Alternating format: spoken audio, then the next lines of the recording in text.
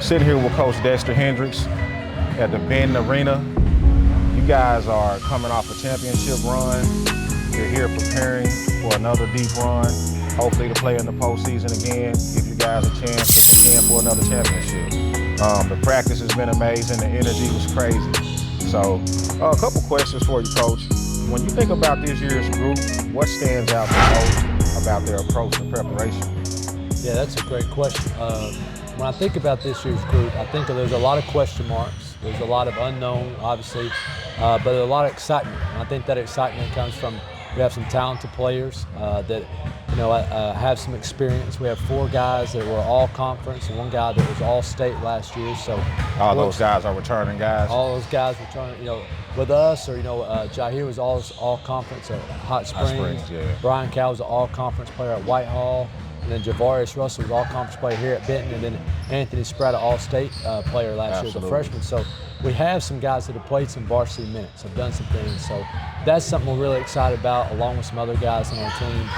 But as we prepare for this, we're just trying to take full advantage of what this team is best at. And that's a work in progress for us right now, but we feel like if we can stack days together like we did today, control what we can with practices and attitude and effort, and I think everything else will kind of fall in line. So as we really prepare, we're just focusing on trying to be really good defensively. Right. Our defense needs to be our best offense. I think everybody knows that. Everybody who play will understand that, so it's not a secret. So then, as we're preparing for the season, that's what we're really focused on. Right, yeah. I seen you implemented a lot of things inside of the drills that were defense-oriented, but they were on offense, but in order to get a basket or order to score, then they had to get a stop. Right. So drills like that, tell me, how does that help you guys, prepare for a defensive intensity? Yeah, we think, we just really believe our success the last 2 years. Don't get me wrong, we had some talented players for sure, but those talented players really bought into the defensive end. And we really believe great basketball and winning basketball starts on the defensive end. I know a lot of coaches say that, but we try to preach it every day to our guys. We use the saying, defense creates offense, and so we really we emphasize that every day in practice. I think it's well known, any player on our team would say, if I have a chance to play this year, I got to play defense. Coach is not going to put me on the floor if I don't play defense. So I think the game gets a lot easier for players today if you play defense on the offensive end, get to play in transition. All these guys want to shoot, they want to score, they want to shoot layups, dunks, whatever it is. And in the half court, it gets a little bit more difficult. So if you can get stops and play in transition, play fast, I think it comes easier to make those decisions and play unselfish and do those sort of things. So yeah, I think anybody, we've had quite a few people come watch practice this fall, and they all leave saying, man, y'all put a lot of emphasis on defense, and we want our guys to realize the importance of that. Yeah, and one thing I noticed while observing practice is not only did defense turn into offense, it turned into fast offense. Yeah. So fast transition baskets, guys are getting out and filling lanes and getting easy buckets, after turnovers. Yeah, it just, like I said, the game just comes so much easier. I tell the guys all the time, a lot of people have this game backwards. They step in the gym, they want to play offense, they want to shoot, they want to score, and it is fun. Don't get me wrong, I was the same way when I was a player. You want to shoot, you want to shoot threes, you want to score, but I'm like, guys, if you really enjoy doing that, if you can get this down first, you'll really enjoy it. Because you'll be in transition, and it just causes a lot of excitement. So I don't think we're quite there yet. I think we're taking the right direction defensively, but I think they're understanding the mentality of it and what it has, and some of the new guys that joined our team and sophomores that were freshmen last year, they're starting to turn some corners, and they can really understand that defense is going to be very important to us. For sure. How would you describe the identity of Benton basketball, and what separates this program from others in the state of Arkansas? Yeah, well, I hope they can say it's the unselfishness. From the coaching staff to the players, there's no, we don't have any ego here. We want to, I feel very fortunate here to be able to coach here. I'm very blessed to be able to coach here. And I have no desire to coach but for 2 reasons. I love the game of basketball. I have since I can remember. And I feel like I can really help a lot of young men. And so I hope that's what really separates this program. Players that play here, they understand, like, Coach really cares about me. Coach loves this game. We got some guys on this team, Joe, that they don't just like the game, they're addicted to the game. Right. They love it. That's what they do. That's what you want to see. You know, outside of, you know, faith and family, like they're addicted to basketball. That's what's most important to them. So, and that's what I love being around, guys that truly love the game. So I hope we can separate the passion, the care separates from us, and then how much we just kind of pour into our program, how much showing, want to help them get to the next level, want to help them get, you know, discipline, responsibility, whatever it might be. I think that separates us. And then the next thing I would say is just being an everyday guy. You know, we want to have practice, like we did today, every day. You know, we want that energy every day. We want that intensity, whether it's a Monday or a Friday, whatever it is. We walk in any gym in the state, we want to play the same way. And so I hope at the end of the day we can say that's what separates us. For sure. Well said. Well said. What are you hoping to build in terms of culture, not just this season, but for the future of the program? Yeah, that's a great question, man. Every coach, any sport right now, the word culture is used so much, right? It's just, and it's the most important thing every day. So we kind of use the saying, we got to protect our culture every day. And that kind of starts back with being an everyday guy, showing up to practice every day. And look, listen, they're 15, 16, 17-year-olds. Right. They're not going to be perfect. Right. You know, they're not going to come in with just a great attitude every day. And that's where we feel like as leaders, as coaches, as a leader of the team, we can step in and help them, bring that intensity, bring that energy to make today better. So, absolutely. You know, I think that's where we kind of start that, and that's what we, like I said, trying to be that everyday approach. Yeah. No, I mean, that's a great answer is, you know, as far as culture is concerned, you gotta be consistent. You know, I think that's the word I'm looking for. So consistent in your intensity, you know, consistent in your defensive effort, you know, consistent in cheering for your teammate, you know, those things that definitely builds culture. Yeah. And like you said, these guys are addicted to basketball, so some of those things come second hand, second nature. They may not, you know, understand it, but for a coach's perspective, you know, culture is everything. It is, man. It's something, you know, you can put it on a T-shirt, you can say it, but you got to live it. You got to live it in what you do every day. So that's what we try to do as a staff. And like I said, we're not perfect, but we're definitely, that's what we strive to do every day. Gotcha. So during practice, what's the one thing you emphasize the most to your players every day? Yeah, it has to be defense. Gotcha. You know, back to what we were talking. And then we really try to break it down defensively of, you know, from how we close out to how we show our help and help side, to our footwork, to our communication on defense, and obviously finishing the play with a defensive rebound, how we guard certain actions, you know, defensively. So we're really, you know, we feel like our defense is probably ahead of our offense right now a little bit. That's not a bad thing. Yeah, that's what we'll find out, I guess, when we come out. But our guys, I think, will have this chance to really space the floor and do some good things offensively. Gotcha. They can all really handle the ball, shoot the ball, and pass the ball. So that always helps. But, you know, I don't think there's any secret. You know, like I said, when you're here during practice, we're probably 85% of our practice is defensive work. So that's what we try to emphasize every day. Well, I like the approach, you know, to practice, you know, putting the guys in a situation where, okay, you making them bring the defensive intensity because they want to get on offense. Yeah. So, you know, starting it out that way instead of starting guys just strictly on offense, you know, we're going to get the intensity rolling. Then we're going to see what our offense looks like. So I like the approach. You tend to find out they play a lot better defense when they can't get the ball until they get a stop. You know? So, and that's the same thing. You know, in a game, you know, you can go back and forth to score people, but you know, and the other thing, nobody wants to be guarded like the way we guard. I don't want to be guarded like that. If I go out and play pickup basketball tonight, I don't like that. You know, so I think when we have the ability, and we haven't always had the guys been able to do that here, but we do right now to play pressure defense. I think one thing we're really trying to focus on right now is applying that pressure and physicality without fouling. Gotcha. You know, that's what not being overly aggressive. You got them in a bad spot, don't let them out by just fouling somebody. Right, don't bail them out. For sure. No, I mean, the intensity was amazing, man. Them guys did get after it. I'm not just saying that, but the defense looked good. Yeah, well, I appreciate you saying that. For sure.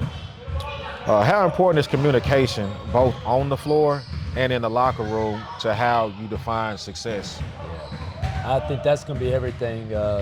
As I've gotten older as a coach, I realize how communication, how important it is. You know, I read something the other day, 80% of your success at your job is just going to be how you deal with people, you know, your communication. And I think that's the same thing for a coach. You know, so much of our success as a coach, whether you put that in wins or losses or just helping young men, it's how you communicate with them. So communication at the end of the day has got to be up there at the top, you know, on both ends of the floor. But you're right, in the locker rooms, and then what you're trying to, you know, obviously build, every coach is trying to build, is that player-led leadership where they're communicating, they're holding the teammates accountable. The player-coach strategy, being vocal and, you know, expressing yourself in the right way.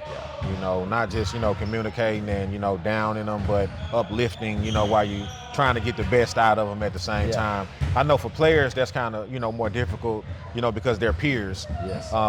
You know, for coaches, I mean, like you can get on them, but if you do that to a teammate, then, you know, the effect is a little different. You're right, man. It's hard to lead. You know, it takes a special individual to lead, especially like their peer and their teammate, someone they're the same age of and someone they look up to. But you know, any coach would tell you this: if your best players or your best leaders, you have a chance to be really good. And that's something we're working on right now. We have talented players, but we're really asking those guys to lead, and they've maybe never been in that position before. You know, so it is a little different. Could be a little awkward at times for them to do it, but I think we're going to keep driving that home every day, because I think it can really pay off for us. Nah, I mean that's perfect, because being a leader is going to come sooner or later. You know, whether you can learn it now as a player, or you forced to learn it later as a parent, you know. So I think this is a great start for guys to learn how to, you know, communicate effectively and work on leadership skills, so it transitions, you know, to later in life. Yeah, you're right, man. I mean, think about why we all love sports. It's because all the life lessons we learn from it, you know, and that's a great example right there, what you said. You can't really run from it. It's going to come sooner or later. If we can help somebody with that, and, you know, I think you can learn a lot from your players too. They can help coaches with that. So, what's the thing you emphasize the most to your players every day? Yeah, I think our defensive end of the basketball is what's most important to us. But like I was, you know, emphasizing to those guys in practice today, it's not just we want to be great defensively, but we really got to pay attention to the details, and that starts with our closeouts, our footwork. You know, really we want to apply a lot of pressure without fouling. I think, you know, in practice we're fouling a lot right now, but that's just being more aggressive, overly aggressive, closing out too close. A lot of that stuff, and you know, it goes back to how we guard actions too. We try to go against a lot of actions that we feel like we're going to see this season, whether it's a ball screen or a dribble handoff, or, you know, a screen-to-screener action, whatever it might be. So emphasizing defense is first and foremost for us, but the fundamentals of it, the defensive end, the details of it, transition defense is extremely important. And then probably something that we emphasize the most, that we're still have a ways to go on, we feel like, is defensive rebounding. And gotcha. We really want to get out in transition, play fast, but we got to understand, like we already talked about today, is you got to get a stop first. You got to get defensive stops first before you can earn the right to go on offense. So we really feel like that makes the game a lot easier. But that's our emphasis every day. Yeah, I love that approach, man. I mean, because when you're in live play, you get a stop, you gotta know what to do. Like you can't think about it. You get a stop, boom, offense, let's go, let's get out, you know, guys fill the lanes, and let's get easy transition baskets. But first, you know, let's bring that intensity on defense. So no doubt. I think you look back, the great teams, the most elite teams, and we actually look back and look at the last 10 years of who were the state champions here in Arkansas boys basketball in high school at the 6A, 5A, and 4A level. And we looked at it as a staff, and you go back and look at it, all those teams, all those coaches were defensive-minded, defensive teams that got, you know, that were great on the defensive end. So you can't really argue against that. So we're really trying to look at that and understand that's what it takes to win at a high level. So if that's what it takes, we need to practice it every day. Yeah. And that kind of leads into my next question, is how important is communication, both on the floor, in the locker room, and how you define success, you know, by that communication. I know defense, for sure, you have to communicate. So, you know, how are guys doing with that? Yeah, that's extremely important. You know, we try to show our guys a lot of, like, some college or NBA clips of defensive teams talking. They're so young now. I'm getting so old, but they probably know who KG is anymore. He brought it. Yeah, you know, Kevin Garnett. We try to show them some clips of that, and go to some college practices, and I think they're always kind of blown away how much they communicate. And like I try told you earlier, but was something I read, 80% of your success at your workplace is going to be how you deal with people and how you communicate with people. So this is the same thing here with the basketball program. As a coach, a player, if you want to be successful, you got to use clear communication, everybody understand what the goals are, and then all that leads in back to player-led leadership. When they're communicating, can I talk to my teammate and push my teammate without being disrespectful or encouraging or motivating him? And at the same time, sometimes you got a lot of fire on your teammates too. Right. So communication is, and it's no secret, not only in basketball but in life, is one of the most important things. So, and it's very important here in our program. We got a long ways to go at it, but we feel like there's something we're getting a little bit better each day. Right. Yeah, I read a book, 7 Habits of Highly Effective People by Stephen Covey. Yeah. And one of those things he talked about was communication. So, I mean, whether it's business, whether it's, parenting, adulthood, childhood, basketball, sports, I mean, that is very critical to how effective you be, and how you carry out, your daily life. So everything gets a lot easier. For sure. What do you want people to see, or should I say, what do you want people to see and feel when they watch Benton basketball take the floor this season? With last year's team, we had a really special group, a lot of talented pieces, a lot of guys that could score at a high level. And it felt like we had like 7 starters too, Joe. So, you have all these thoughts as a coach, man, let me make sure I get this right with this group. Yeah. And we just made it very, very simple. We want to, are we playing as hard as we possibly can play, and are we being as unselfish as we can be? And everything just kind of fell in place when those things started happening. We're playing harder than our opponent. We're the hardest playing team in the conference in the state. That's our goal. And then the other thing is, man, those guys are unselfish.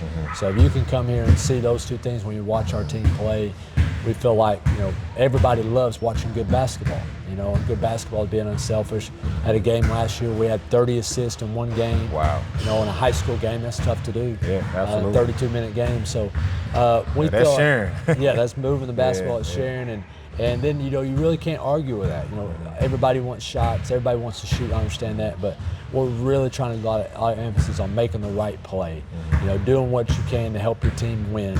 And so I think that those are the 2 things I would say that up there at the top of the list. If you came to watch us play or practice, hopefully you can take away and what we're striving to do. And that's, truly the identity, here that you built is just hard working, getting after it, being consistent, being vocal, playing tough defense.